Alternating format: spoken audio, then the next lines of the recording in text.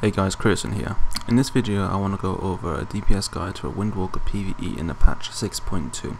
This video will cover the DPS rotation, the stat priority, the glyphs, and what talents to use and depending on situation when to change.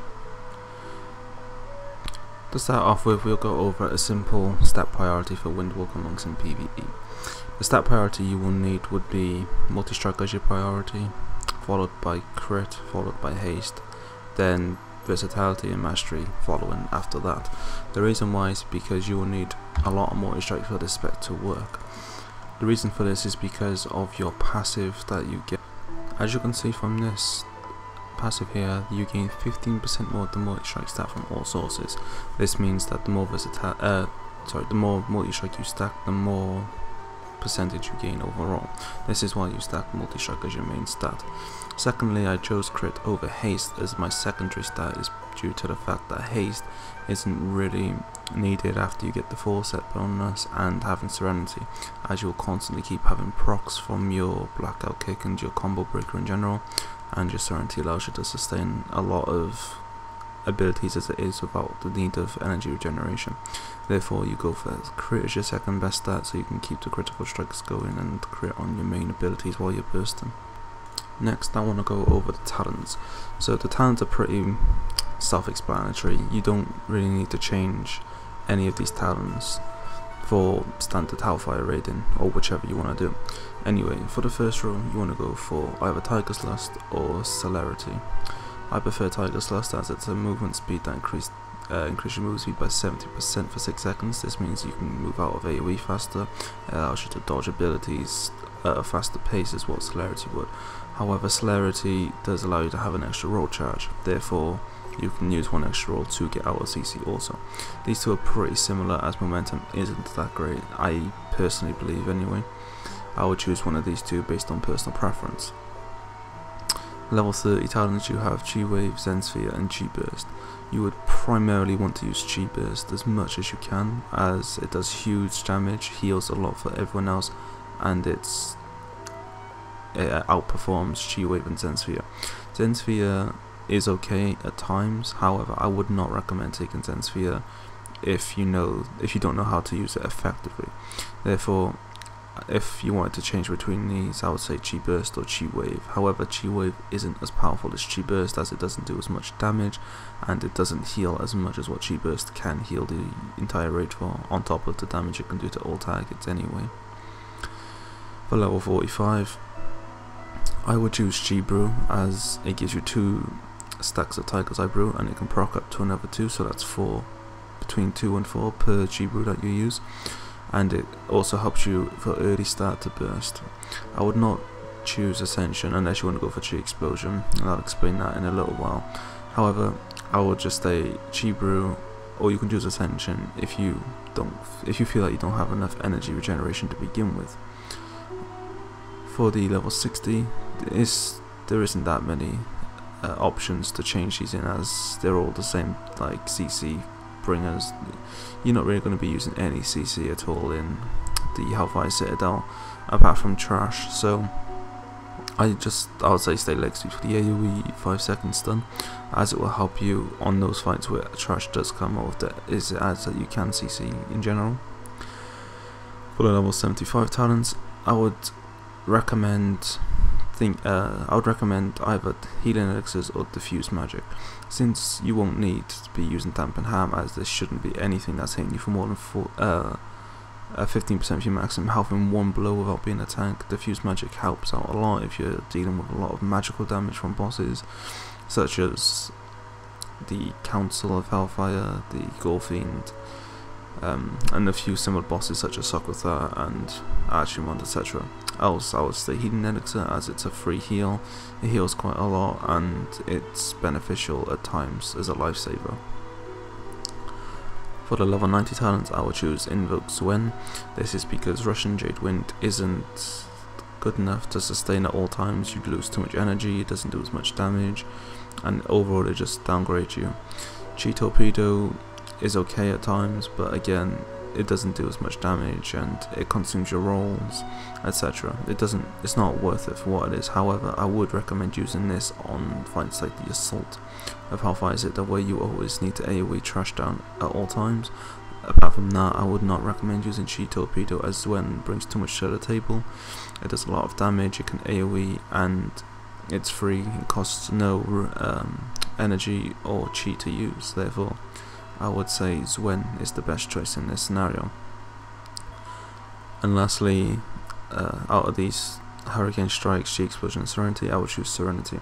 This is because you can spam abilities while you're popping your burst, and overall it outperforms Chi Explosion and Hurricane Strikes as a whole.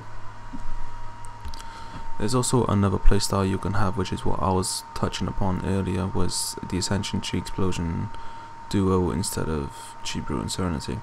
I wouldn't recommend this spec because I personally believe it's not as strong or powerful as Serenity. However, it can be as good if you don't like the Chi Brew Serenity playstyle. Ascension Chi Explosion is when you stack Ascension. Well, you don't stack Ascension, you take Ascension for the extra energy generation, then you stack a lot of haste so you can generate more Chi via jabs or expel hams. What this allows you to do is use Chi Explosion on the correct number of Chi that you need to generate the most Chi Brew. Tiger's Eye Brew, sorry, which would be 3. Therefore you stack haste so you can get as many jabs out so you can consume as much Chi for the Chi Explosion to be more beneficial. If you use Chi Explosion with only 1 or 2, you're not going to be getting a maximum effect out of it, as you need either the 3rd or the 4th as your main procs. Therefore, you need a lot of haste so you can keep getting jabs out, so you can get up to 3 at a minimum every single time. Moving on to glyphs now. There isn't many glyphs for a Windwalker Monk in PvE that become useful or beneficial. Apart from one, there's one glyph that you will need as a mandatory glyph in order to be a Windwalker in PvE. That glyph would be Floating Butterfly. The reason for this is because it allows you to move and channel your Fist of Fury at the same time. Although it no longer stuns, you don't really need to stun for a boss, as they're immune anyway. Therefore, you need the Floating Butterfly so you can still use your Fist of Fury whilst you're moving out as AoE on the ground or to avoid something that's happening from a boss. The next glyph would be Touch of Karma. The reason I would take Touch of Karma glyph is because it increases the range of it by 20 yards. This can be huge if the boss leaps away from you or jumps away and you need to use Karma to stop heavy damage incoming. This then becomes a lifesaver sort of thing. I would just use this as the extra utility it brings, opposed to being a melee range to using it. Again, that's just a personal glyph for me. There isn't many that are mandatory for Windwalkers. It's just personal preference after you take Floating Butterfly. And that's the last glyph I've taken, Paralysis. Again, it's not a glyph that should be taken in PvE, as it's not very useful in the slightest. However, there isn't many glyphs that you can use. Maybe Fortress Sphere, as it procs the Healing Sphere when you drop below 25 of your HP, that's free. I would recommend using Fortress Sphere over Paralysis if you ever want to have a glyph order or glyph priority to use as the main ones in PvE. Okay, now finally I want to talk about the DPS rotation for a Windwalker Monk in PvE. The DPS rotation is quite basic, as it doesn't require much use or effort at all. You just need to make sure you rely on 2 things only to sustain your DPS as much as you can. The 2 things that you're going to be relying on are your Tiger Palm buff, which makes you bypass 30% of armor, and Rising Sun Kick allows you to deal 25% increased damage from all your abilities on that target, or any target that has the debuff applied to them. After you use these 2, it basically becomes a priority of making sure you use your Chi Burst off CD with your 10 stacks if possible, and your Fist of Fury at all times, or with your 10 stacks again. After that, it just becomes a series of Rising Sun Kick, Tiger Palm via buff, and Blackout Kicks as much as you can with procs. If all those are down, you then go back to your jabs or your Expel Ham. I would recommend using Expel Ham over jab, as it deals damage, it can heal you, and it generates 2 Chi, and it also costs less energy than what jab does by 5. Therefore, this is pretty much the same as what jab is. It's just maybe a little bit weaker, but it generates the 2 Chi that you need. Okay, so when you're on a target dummy or on a boss in general, what you want to do is you want to use your pre-pot as usual. And as soon as you pre-pot, you use your 2 chi brews after the boss is pulled. Don't use it before the boss is pulled, else you lose your stack as soon as the boss has been pulled. So you use your pre-pot, your Xuen, and then you use your 2 chi brews. Only pre-pot before the boss is pulled. After it's pulled, you use your Xuen and chi brew. After you use these, you want to use your Tiger Palm first, followed by your Rising Sun Kick, followed by your jab, and then after you use those, use 1 jab, and then Serenity, and then just constantly keep up your full procs. After you use your 10 stacks, you're going to use Chi Burst into a Fist of Fury, and then after that you just want to make sure this doesn't run out, your Tiger Palm, and make sure that your Rising Sun Kick is always reapplied straight away and used off CD at all times. After that you just then use whatever you have procs. As you see, I have a proc there. Just keep your procs up, keep your Blackout Kicks up, keep your Rising Sun Kicks up, and that's pretty much the rotation. If you're finding yourself going low on energy at the start of the fight, just use an energizing brew. You'll have this frequently as it's only a 1 minute CD. And then make sure you use your Chi Brew off CD alongside that, and use your 10 stacks. If you're close to 10 stacks, make sure you save everything ready for that moment. So don't use your Chi Burst if you're on 8 stacks, and don't use your Fist of Fury if you're on about 8 stacks. Just wait till you get the 10, then pop your 10 stacks Chi Burst Fist of Fury combo with all your buffs and debuffs up at the same time.